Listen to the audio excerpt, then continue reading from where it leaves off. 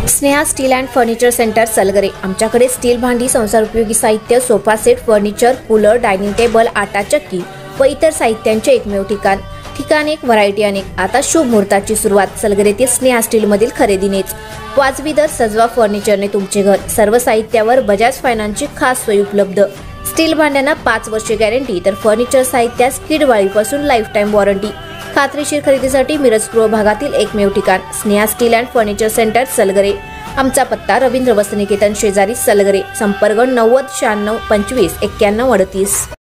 प्रत्येक बातमीतील घटनेच्या वास्तविकतेची तुलना थेट पाहत रहा चांगली अपडेट। धनंजय मुंडे यांच्या मेहुण्यासह 5 जणांवर गुन्हा दाखल। बेडग येथे जबरदस्तीने शेतजमिनीचा ताबा घेण्याचा प्रयत्न। बेडग येथे शेतजमिनीचा ताबा घेण्यासाठी मारहाण, दमदाटी करून शेतातील झोपडी पाडल्याबद्दल माजी मंत्री धनंजय मुंडे यांचे मेहुणे व युवा राष्ट्रवादीचे माजी पदाधिकारी जितेंद्र उर्फ बाळासाहेब ओमासे यांच्यासह 5 जणांविरुद्ध मिरज ग्रामीण पोलिसात गुन्हा दाखल करण्यात आला आहे। त्यामुळे तालुक्यात खळबळ उडाली आहे। या प्रकरणी अद्याप कुणालाही अटक करण्यात आलेली नसल्याचे पोलीस उपनिरीक्षक दीपक माने यांनी सांगितले। याबाबत राहुल सुरेश ओमासे वय 24 राहणार बेडग यांनी फिर्याद दिली आहे।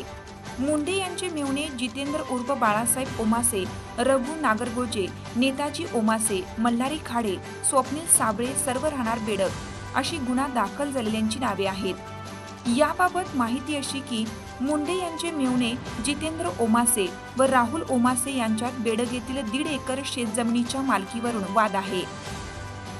याबाबत न्यायालयात खटला दाखल करण्यात आला होता। न्यायालयाकडून आदेश मिळाल्याचा दावा करीत दिनांक 22 रोजी दुपारी 2 वाजता जितेंद्र ओमासे, रघु नागरगोजे, नेताजी ओमासे, मल्हारी खाडे, स्वप्नील साबळे हे सर्वजण बेकायदा जमाव जमवून राहुल ओमासे यांच्या शेतात गेले। जमीन ताब्यात घेण्यासाठी राहुल यांना झोपडीतून घराबाहेर काढून त्यांची झोपडी पाडून नुकसान केलं।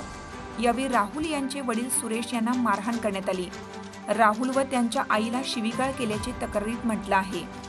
या प्रकरणी मिरज ग्रामीण पोलिसात जितेंद्र ओमासे यांच्यासह 4 साथीदारांविरुद्ध भारतीय न्याय संहितान्वये गुन्हा दाखल करण्यात आला आहे। या प्रकरणी संशयितांना अद्याप अटक केली नसल्याचे तपास अधिकारी उपनिरीक्षक दीपक माने यांनी सांगितलं।